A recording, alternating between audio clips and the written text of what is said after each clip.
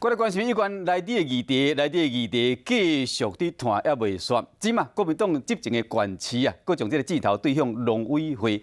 副林县长张丽仙伊先开枪，伊讲呢，这个资源的运用拢无公平，更加将这个农委会主任陈吉仲形容是民进党主委办公室立委办公室的主任，讲伊是虎选的工具。你陈吉仲定称讲，农业绝对无分哪令。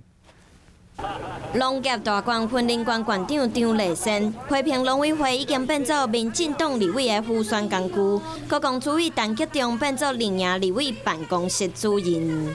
张丽仙就媒体专访讲，像西螺果菜市场改善案，官府摕2亿的预算予农委会，一直无下文。去年底陈吉仲对劳建局去西螺，就宣布要予西螺镇公所1亿5千万。另外嘛，对行政院伫去年底宣布要伫家己破主投入20亿起新的屠宰场化无公平，因为婚林的屠宰业是家己的几啊倍，想要变做屠宰场，讲无中央来斗相共。希望中央不要把云林县当作绝缘体。我不是教战，我是诉苦。陈吉仲一透早伫立法院面对镜头来讲，农业无分哪力。只要有提出正面的，我们绝对会全力来协助。会有程度1.5亿。 所以我说，这一个是所谓的这样一个不实的这样的一个消息。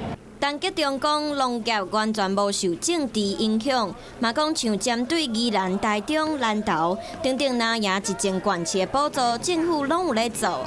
只是张丽仙讲，希望会使得到中央的关爱，要安怎互张县长真正有感觉？陈吉仲恐惊阁爱想看卖。